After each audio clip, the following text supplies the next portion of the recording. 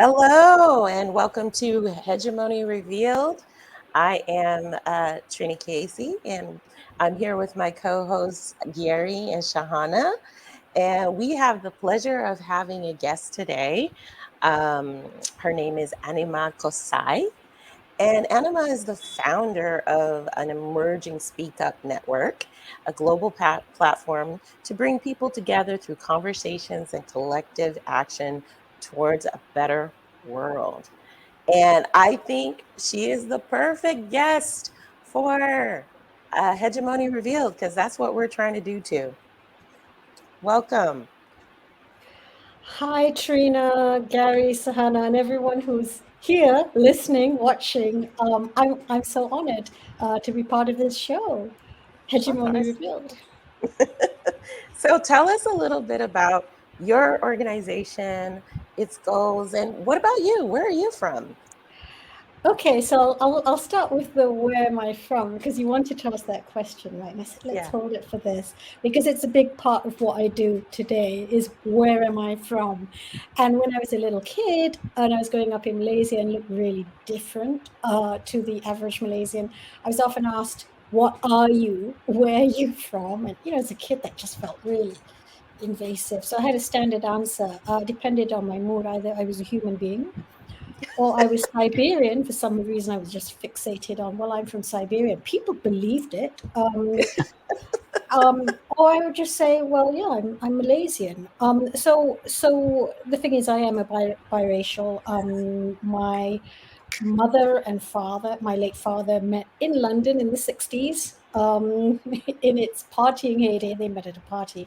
So my mother is white English, from Lancashire, working in London at the time, and my father at that time was a student, Malay student living in Bayswater, as many Malays did at that time. And yeah, then I came along, and later on my daughter. It was really interesting because I was born in 1967, and it was only till much later I realized how 1967 was a watershed year in many regards, because I know that in the United States, that's when I think biracial marriage became permissible. And I was like stunned. Oh my goodness, because I am a product of a biracial marriage. And then also in the UK, homosexuality was decriminalized in Mm. 1967. And there was something else that happened. I can't remember what that was, but it's like interesting year to be born. But when I was seven, so I grew up in the UK to begin with. So it's very English in my attitudes, right? Then we moved over to Malaysia when I was seven, and then I learned to speak Malay. I went to school in Malaysia, so I did all my schooling. I've worked most of my life in Malaysia. Went to university back and forth here as well in the UK. Got my law degree, became a lawyer, and I worked, first I was practicing law, then I joined the oil and gas industry, and hence that's why I would travel to India as well. That was one of the areas I covered, as well as other parts of Southeast Asia.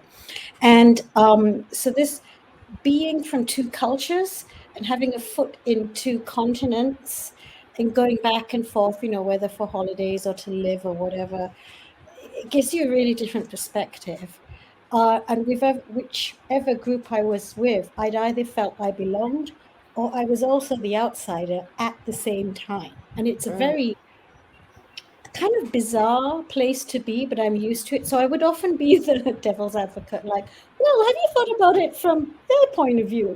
Because and often Perfect. wherever I was, I'd be doing that all the time. It makes a good lawyer, doesn't it? But Yeah. yes, I think in a nutshell, that's kind of my background. And it's interesting now that the world is opening up to DEI and now deconstructing colonization.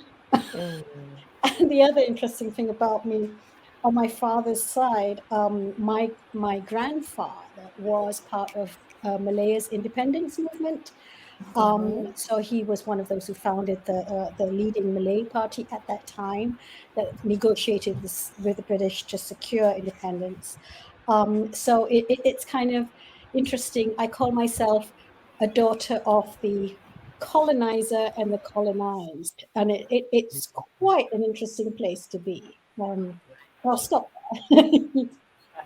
Wow, that's amazing. Your background is so fascinating and so perfect for this this platform.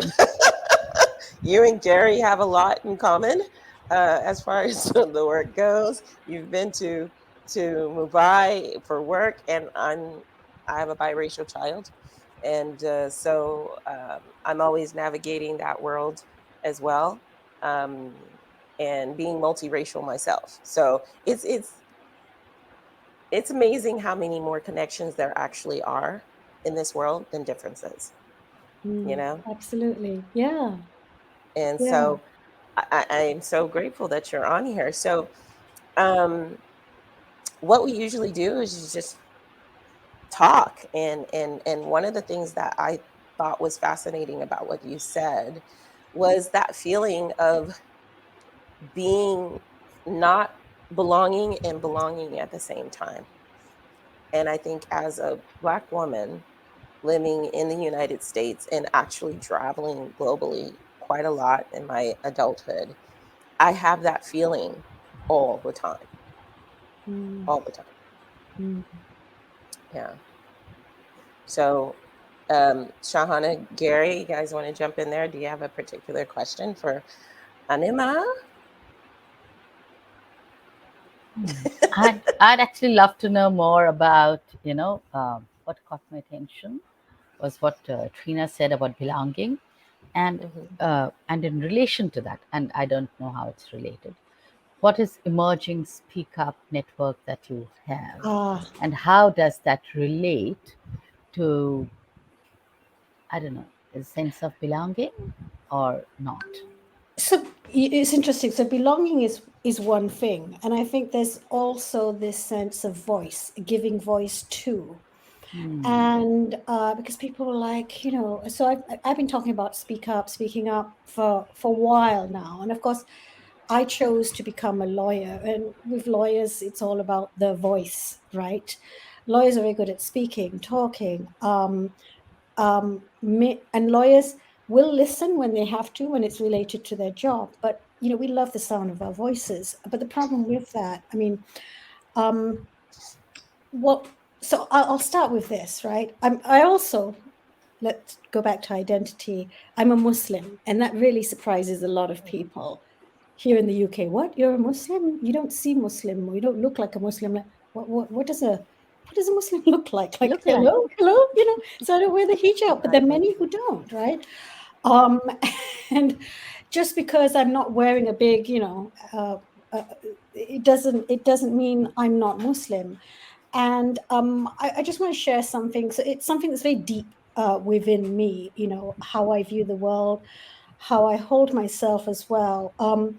There's this Hadith Qudsi, which is like the highest or the most noble of the Hadiths. And in it, it's about the creation. And God says, Mm, I was a hidden treasure that desired to be known.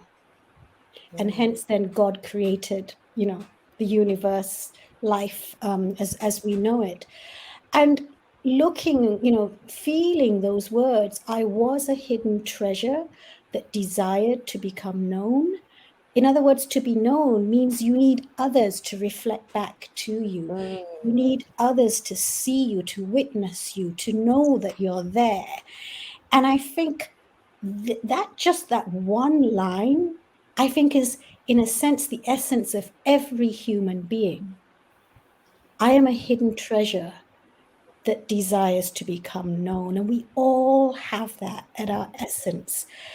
And I think the way that the world works today, you can see that for many people, that they're being shut down, silenced, not given their mm, space to be heard, to be seen, to be witnessed. And coming back to speaking up, and me as a my lawyer's hat, I was very interested in areas where, let's say, women were harmed at work, like sexual harassment, and then we saw the power of Me Too, right? And even before hashtag Me Too, became big, I was already looking at areas of sexual harassment. I was also looking as a lawyer areas of harm or unethical conduct, and because that was my job to address them, right? To either educate people, to investigate them, take action, and so on, draw up policies. And one of the things that really perplexed me was the silence around harmful conduct. Like, we'd investigate and say, well, if you knew this, who else knew? Oh, so and so. Well, why did nobody say anything? And it was always like, what's this silence? And at first I thought, oh, maybe this is just a Malaysian thing. But no, you'd look at cases all around the world. I'd look at Volkswagen's Dieselgate, even NASA's space shuttle Challenger, any disasters you see, harms, corruption. There are people who know, but they are unable to speak up. Or when they do speak up, there's retaliation or they're silenced Absolutely. through NDAs or whatever it is. So looking at all that, I'm like, yeah, we need people to speak up for harms to be addressed. So that's where I started off with. And I go like, okay, this is how you speak up. And then very quickly I realized, no, it's dangerous when people would tell me, well, I'm being sexually harassed at work. What should I do? And the first thing I go like, do you have options? How financially secure you are? Before I'd say, oh, go to HR, because it could be dangerous. It could be dangerous to speak up. So the other angle I looked at was the listening. Are people listening? And in listening, well, I talk about leaders who listen, and I've given a lot of training around that as well. Are leaders listening? And in the listening, how are they listening, without judgment and preconceived ideas? And they're listening openly, not to punish, but to learn from and even to reflect on their own behaviors. And that's really hard, right? So that Oh, yes. Very difficult. real, exactly, right? I do that myself. I every now and then I go through this self-check and go like, oh my God, I can't believe Anima, you said that, Mm, right? mm, And I think and it's something I want to model, that we need to be reflecting on our own behaviors and our actions. We may say certain things, and if people call us out, okay, I was wrong, and not get defensive. There's a whole spiel around that. And then I came to you have the speaking up, you have the listening, and it doesn't take space in a vacuum. It's somewhere, it's within a context, it's mm. within an environment, whether we're talking about in the workplace, whether we're talking Within the about hegemony, within the exactly. hegemony. I was, This is yeah, this is very, very key to how the hegemony controls, manipulates, and creates a narrative for us to control us. So yeah. So this is the thing, that it sits within. I just learned about hegemony recently when I've been talking about it without using that word, within what I've been calling the dominance or the power structures that exist, right? So whether it's power structures in the workplace, whether it's power structures in an industry, whether it's power structures in a nation, and then we come to the world, and that's what I want to talk about. So, in terms of the Speaking Up Network, what I was seeing, and what we're all seeing, is that we see some voices are louder and take up more space than others. And we need mm, to hear the voices that don't have that space. And this is where me and a group of people, we said, let's create that space. mm, Let us create a space where the lesser heard voices have the space and the platform to share their insights, their stories, their innovations, their solutions. And it's almost like, I mean, the fires in Canada and how that engulfed, New York. Pollution mm, doesn't understand borders, right? I mean, the world is at crisis point already. mm, And what's happening now, we kind of know how we got there. And again, I'm going to pull books from time to time and just show them to you. So mhm. essentially, to quote Audre Lorde, right, the master's tools will never dismantle the master's house. So the answer Never. to where we are in the planet today with humanity today is not going to come from the dominant narrative in the West, right? And I this is have to where, applaud that. I have to applaud that. If more people could understand, you can't get solutions from the people who cause the problem, because they have solutions that benefit themselves only. and they don't understand the problems because they're not living it, Yep. right? There's not Voila. living it. So coming back to my sort of childhood and who I am, living in Malaysia, and it's interesting when I travel overseas, back in the 70s, even 80s. Oh, do Malaysians live on trees? Oh my God, like, hello. How insulting is that? But then Yeah. again, that was the narrative, right? Because okay, I think people know a bit more about Malaysia now. But back then, it's like, oh, it's kind of just under Thailand. And Thailand also, there was a stereotype about Thailand. And Thais, I think, are the most environmentally conscious people on the planet. Well, there are others as well, but there's so much we can learn from the Thais, which Mhm. are not about the stereotypes that the West look at Thai people, right? So, I mean, there's huge amounts of wisdom that I'd love to see coming up. So, of course, me as a young Malaysian traveling around the world, or particularly in the United States, it was frustrating. It was like, no, and they'd look at me like, oh, you don't seem Asian, or again, right? This sort of thing. And I go, look, if all of you in the West, particularly in the United States, which has a very, I think, insular media outlook, right? If Yes. you could really understand how people in other countries live their lives, and the issues they face and how they address problems, then maybe you broaden your horizons to go, aha, look at this, look at that. Mm. One of my favorite things is, like, a friend of mine from New York, who I met up with when I was there last year. Just after we met up, and I was experiencing the New York train system, subway, which is, I had heard, is among the best in the US. But me coming, and the UK is not that great, but okay, I'm gonna just leave it there. Right? Europe. It's madness. I've been on it. I know. He went to Japan the following month, and I said, "Well, so how is Japan? Traveling in Japan compared to the US?" You're like, "Oh my God!" Right? Night and It's day. it's yeah, exactly. Japanese or Korean, Chinese technology is out of this world, but we're not. I mean, the West is like almost like afraid, and oh, we don't want to talk about that. But the thing is, I think the tragedy is that we have solutions in so many different parts of the planet, Hmm. but we're not tapping into them. We're othering. That sort of thing. So again, coming back to the Speaking Up Network, I would love, you know, um, to be able to hold spaces for conversations. And it's also a virtual platform, like a new social media platforms coming up. But beyond the platform, having events and conversations and modeling that, where for me, the underlying, I'd say, requirement is that they need to be global minded, although Absolutely. maybe addressing a local problem, that's fine.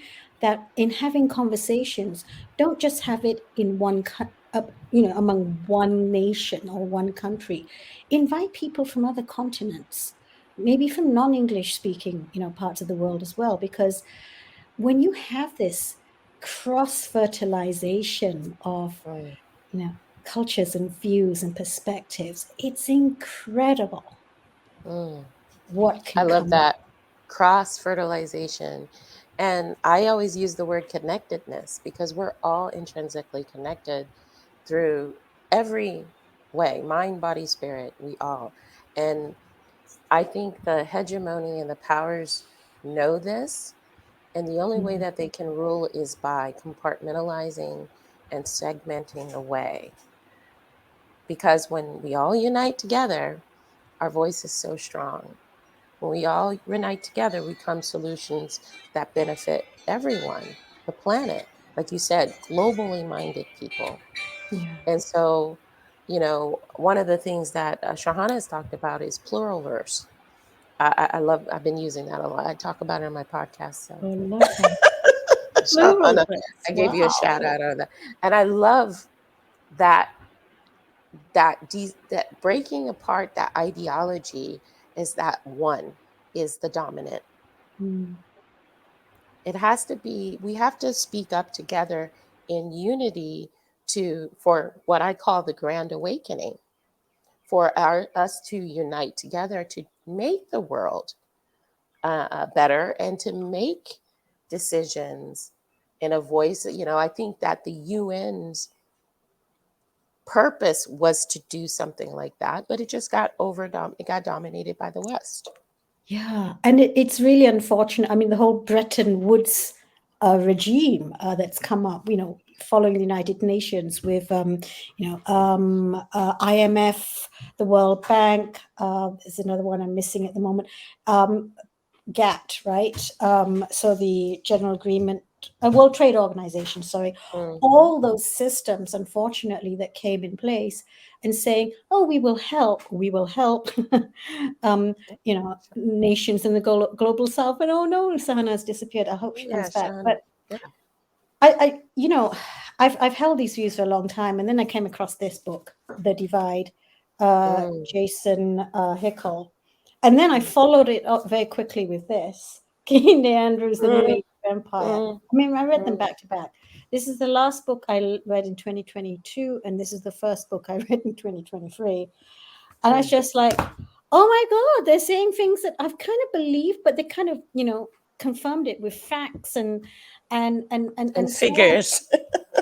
Well, yeah, I mean, this is really about the divide between the global north and south. And me, living in both the north and the south, as I said, it really gives you a different view on things and the unfairness. I'll give you an example. I'm very, very interested in climate change, right? Hi, Sahana. We were just talking about. I know, I just vanished. Okay, the north and the south. And, in terms of climate change, I think one of the things that, a number of us were feeling in Malaysia was like, okay, so the West, they're all nice and developed and they have all their, whatever it is, high standards of living and so on. And then now they're putting all these rules in place, which make it hard for countries in Asia and other parts, Africa and other parts of the world, to be able to meet some of those standards of living, because now there are all these rules in the name of protecting the environment. And of course, me coming from Malaysia, and we have rainforests, right? I'm going to come to this rainforest thing. And what I got really annoyed was like this blaming of the West on our oil palm. Now, yes, it's problematic, but why were we being singled out? Why is Malaysia, Indonesia, Brazil being singled out? And just recently there's the new EU deforestation directive, right? And it's very clear that, and I think it's a great directive, don't get me wrong, it's needed, it's important. What I am quite unhappy with is that it clearly singles out just certain parts of the world because of the crops it mentions: coffee, tobacco, oil palm, cattle. So, I mean, cattle is mainly Brazil, Argentina, and so on, so like, you can't cut down any more trees from this, going back a few years from here. And so as long as you don't do that, then fine, we will still buy from you. Otherwise, no, the EU is saying that. And then we're going, so back in Malaysia a few decades ago, we were going like, well, what about Europe? Where's your forests gone, huh? Exactly. Pointing the finger, but there's 4 more. Yeah. Another book. This has just come out. It was Waterstone's book of the month last month. This is Guy Shrubsole, The Lost Rainforests of Britain. So me, coming from a rainforest country, I thought, wait, I'm still living in a rainforest country in England. We have rainforests? Excuse me. Did you know this, Garry? No idea. Thank you for the education. Yeah, I had no idea either. This is your country, Garry, and you didn't know this. And so I got the book. And I'm absolutely fascinated. It actually shows the regions where, there still are pockets, tiny, but how much of the forest we in England wiped out over the past hundreds and thousands of years. in the more recent times, past few hundred years, we cut down our forests to build ships to go to war, essentially, and colonize the world, essentially. That's where it went. That's where it went. There you Thank go. you for saying that, because I was going to say it. You read my mind. They just did what they did in their own country and took it around the whole world. I think we talked on the last episode about lawns. What's the purpose of a lawn? It has no purpose. It looks pretty. They just cut everything down, and anything that's purposeful, anything that can sustain life, that can feed people, they decimate.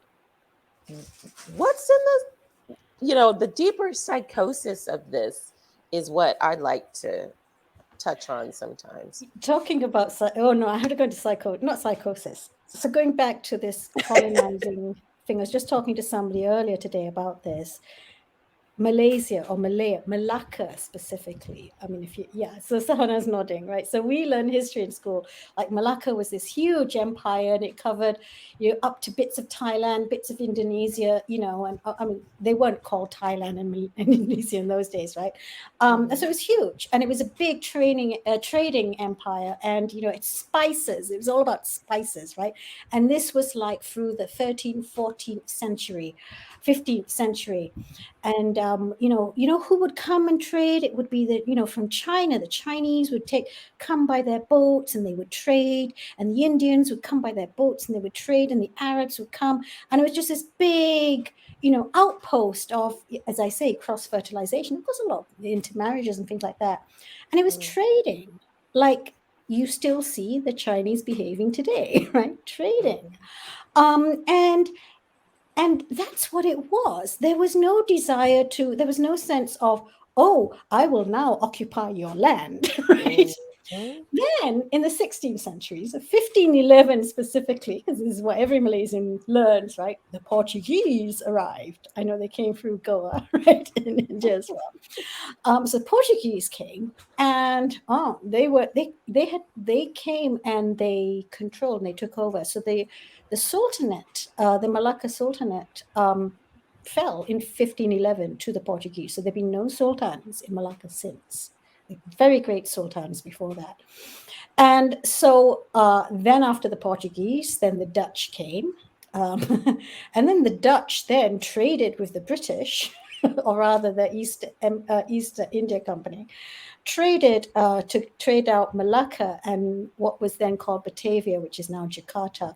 They were both traded between the Dutch and the British, and I'm like, what audacity is that? Not even, here you are, here's my land, have it, and so that happened. So and different states in Malaya were through different levels of control and colonization by the British, right up till 1957 for West Malaysia, and then 63 for North Borneo, Sabah, and Sarawak, when they joined together with Singapore. So essentially, it's interesting how the Asian empires, Indians and the Chinese and so on, were very much peaceful and respectful and treated each other as, more or less the same, compared to how the Western or the European empires were doing it. So this need to control as opposed to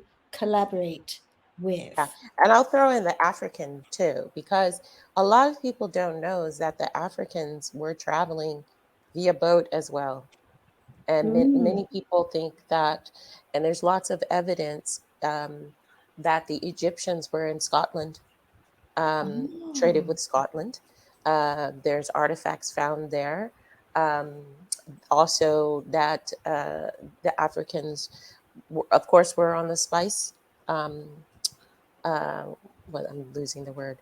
Trade, spice route as well. Yeah. And so, I mean, because the biggest commodity was salt. Africans had tons of salt, and part of the reason why there was a king, Mansa Musa, would be Elon Musk, Bezos, what's his name, Microsoft dude, Gates, all combined wealth. He had that right now. Okay. He basically traveled around the world and destabilized, throwing gold coins out. He's destabilized Egypt, Wow.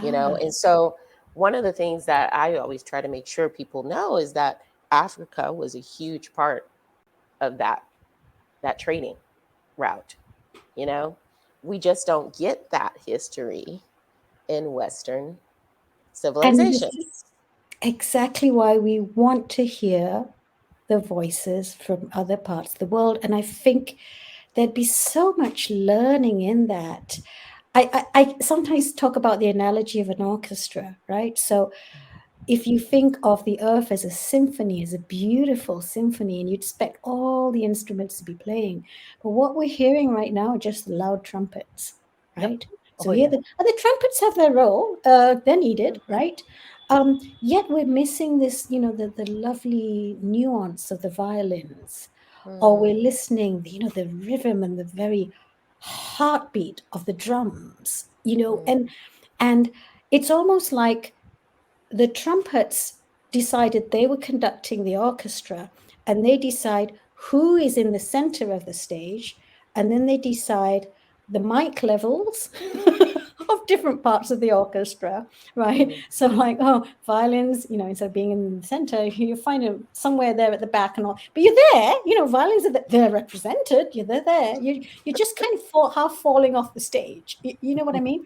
And I feel that's what the global stage looks like. We look at all these photos of G7 and OECD, and they've all got a certain look. Okay, you might have one Japanese prime minister there, and that's it.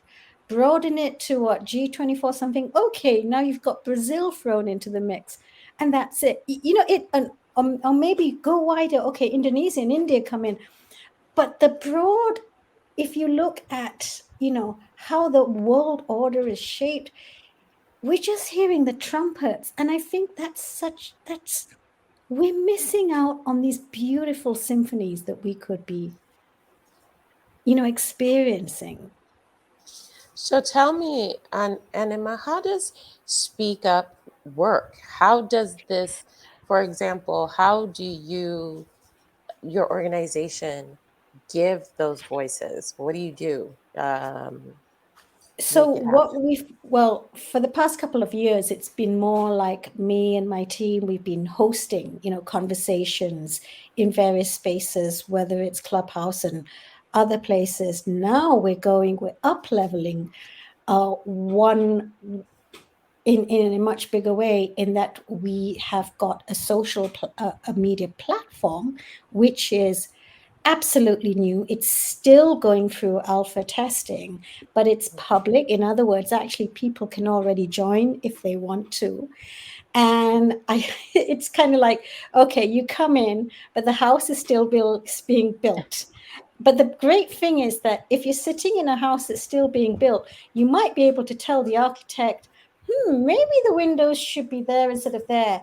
And one of the things I Right. want to do is, as we're bringing people in, I want to invite them into conversation like, how do we, because to me, psychological safety is very important. So what is the code of conduct for us? What's okay, what's not okay? And if somebody may be doing something or saying something that's harmful or whatever, how do we kind of pull them aside and educate them? Because I don't Mm, really like the kicking out. I'd rather that people kind of learn and mm, are open to learning, and we'd invite people who want to be open to learning, right? um, because to me the greatest thing is that we have these conversations that are multicultural, multinational, and in the Speaking Up network, we're designing it. Actually, it's interesting you mentioned the United Nations. We're designing it along the lines of the 17 Sustainable Development Goals, because we want to be inviting people who want to focus on action, or groups. Either they could be focusing on exploring, okay, men exploring what are women going through so we can be better allies, right, Garry? Hands up, mhm, for example. mhm, Or it could be a bunch of people who are like in Malaysia, we're looking at the Southeast Asian haze, a bit like what New York went through recently. Um, a group of people coming together, like, what do we do about this? Do we need to look at the laws, lobby policymakers, talk to corporates, get people to understand what changes they need to make, share resources like the laws. I just talked about the EU directive, and how does that impact us? So groups that are coming together who want to address solutions. I mean, also here on the LinkedIn, we have the anti-racism group, right, which I'm also part of, and we're talking about, okay, the anti-racism group, because it's in so many different places. What if we were all in one place? Right. And they sit also on the Speaking Up network, and broaden those conversations, so it's people from all parts of the world can be part of that. And one of the things that's really big for us is we talk about psychological safety and what that looks like. We also talk about accessibility. So from several purposes. One, for example, people have various different types of vision impairments, whether they're blind, they're colorblind. They have certain neurodivergent conditions which make them feel overwhelmed when they look at. So our platform is, or will be, because we're still building it, is to allow people to choose what they want it to look like for them. What That's suits. wonderful. That's wonderful.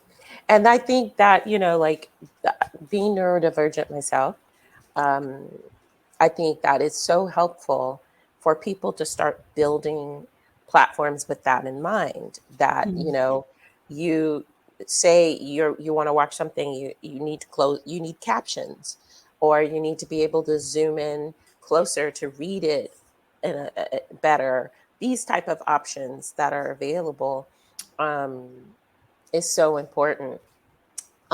Anyways, just to respect everybody's time, let's jump in a little bit. Garry, did you have any insight or questions for Anima? That because you've been pretty quiet today. I'm role modeling, passing the mic, Anima. I hope you're proud of me. I hope you're proud of me. You're such a good student, Garry. Thank you, Anima. Thank you, Anima. But explain for the men who are listening what pass the mic means then. I love it. I love it. Yeah. But it's really important. So I think, so Anima, among some other collaborators, are leading a group which is actually basically a channel, a LinkedIn channel, where there's a lot of men, and actually the title's been iterated right recently around men supporting women.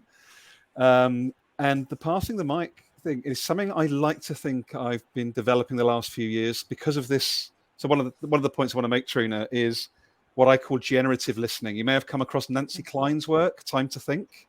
And this is really something I try to embody in the work that I do. But I think this pass the mic thing for me, it's really funny, Anima. The more we can listen generatively through our heart, gut, mind connection without taking up the space, it becomes easier, particularly for men, to allow the space for others. Because once we feel that integrated connection of head, heart, gut, you're not fighting with just your ego anymore. And there's something about, we need to allow ourselves as men to feel, because the more we feel, the easier it is to pass the mic. And that's probably what I'd like to offer into the space at the moment, is just around that, an invitation to my kinfolk, my menfolk, is really like, don't fight feeling. Go into it like a skid when you're in the car. Like when you're skidding and it's like, oh, I don't want to feel it. That feels horrible. It's horrible. Yeah. Go into the skid. Go into the skid, because that will create space for our colleagues all around the world. So yeah, that's probably just where I am at the moment. Thanks very much. Oh, I love that. That's beautiful. To the skid. Yeah, I love that. I've been so very grateful to have created this with Garry and Shahana, and because this is what I see the world becoming if everybody goes in with the intention, and it gives me hope. I'm a mother of a young child, 12 years old, and the world that we're leaving right now is like we're living in right now is not the world that I feel comfortable leaving him in. to, he's neurodivergent too, ADHD. And then it's just like, we could do so much better. We could do so much better if everybody woke up and things were transparent and not controlled by one narrative. We are people from all over the world coming together in one space talking. And so I applaud what your Speak Up is doing. I'd love to be involved. So let me know how I can be Thank involved. you. And is there anything else anybody else like to share? Yeah? I just wanted to say that I loved what Anima you said about the orchestra and what happens when, whether it's the trumpet or whatever, when one instrument takes center stage Mm, and others are, either eliminated or quietened or, like you said, literally falling off the stage, then what we get is not harmony. What we get is no longer that emergent, that feeling of jazz where people are just playing mm, with each other. Yes. What we get is a suppression of other voices and mm, sounds, and whether it's human or other than human or more than human. So what you get is this one narrative or one sound peaking while others are sublimated. mm, And that doesn't make for a balanced, healthy planet in any sense of the word. mm, And that's exactly what we are experiencing all around us, within and without. And what Garry said about listening generatively in an integrated manner, I was listening to y'all, and it just felt like so much learning can happen in the space of 42 minutes and 49 seconds, 50 seconds. Literally. Oh, look, 49 seconds. Yes. That's exactly what was happening. I mean, you are, like you said, you're from Malaysia, you've lived in Britain. My daughter currently lives in Malaysia. I've been there, and I'm I'm an Indian fully, but that doesn't mean I've always felt or even feel I belong. mhm. I don't. On so many Yeah. fronts, I don't. Even though I'm quote unquote an Indian by all, Mm, genetically and in every which way, but I don't feel I belong to what we have evolved into as a culture. mm, mm, 99% of the time, I don't feel I belong, and I've traveled the world a fair bit, but again, it was like half belonging and half not belonging. And being from a colonized nation, I had an English upbringing in an Indian context, which was weird to say the least. yeah. So yeah, and I think it's what you're speaking up is doing is will be amazing because we need such spaces where voices intermingle and interweave, and it's not just a single story, but many Yeah. many stories coming together. So thank you. Thank Thank you. you. Thank you. Just a real quick bit. The reason why I ended up in Mauritius was because I was looking to move to Malaysia. I was typing in, and I miss punch. Oh, And then, well, also Malaysia's the borders were closed during COVID, so no. Oh, I yeah. was going to go there, and because I've been to Malaysia, I love Malaysia, so I was really disappointed when the borders were closed because I was like, I want to move there. I want to travel around. It's a beautiful country, That's great. and Thank you. I want to thank everybody for this awesome, as usual, session that we had here on Hegemony Revealed. We're going to be getting pretty soon. I'm going to put this on a Spotify, the audio for this. Um, I'm going to be uploading the previous episodes in this one very shortly. So if you don't have time to watch these lives, you can go back and listen to them later. And then, of course, Garry has them on YouTube with links. so you can watch our beautiful faces. And and thank you again. Anybody else would like to sign out, or are we ready to go? May I make an invitation? I'd love it if everyone would like Yeah. maybe just to check out just 30 seconds. What's something new? What's been confirmed for you, or something new that you're thinking about as you exit this conversation today? Maybe that could be a nice little checkout. All right. Go ahead, Shahan, you start. I think what is really staying with me is the fact that we can do so much better if we didn't have a few voices dominating. So much better. It was never meant to be a universal planet. We are a pluriverse. Yes. Garry? I'm going to pass the mic to Anima and go last. Thank you. Okay. For me, I'm just looking at the four faces of us, and we all look so different, and we're all in different places, right? With different backgrounds. And to me, this is how it should be, right? And this is the future. And I mean, just one last thing I want to say. I think the future of our planet is in young people from all around the world, particularly indigenous people who have that wisdom when it comes to nature.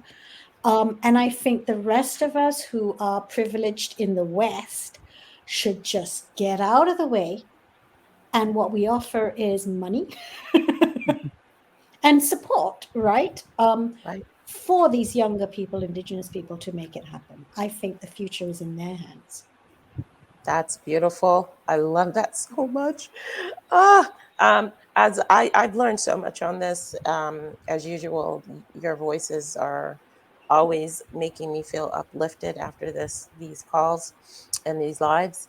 What I really am excited about is that there are more platforms evolving like ours that can coalesce together and work together to create a bigger purpose and bigger mission and a grander awakening for the world. Lovely. Thank you all. I'm just going to play back. My checkout is some very real deep learning. I loved, Anima, how you spoke about treasure, reflection, listening. They are all countercultural, counter hegemonic states of being. The more we can see the treasure in ourselves and others, the more that we listen to ourselves and others, and the more we reflect and create the space to see that in one another, hegemony will just collapse, and it is collapsing. Yep. So I want to say thank all three of you. Just beautiful, beautiful, beautiful. I can't wait to experience the Speak Up platform. It's going to be cool. Yeah, it's going to be so cool. Yes. All right. Bye, everybody. Bye. Ciao. Bye.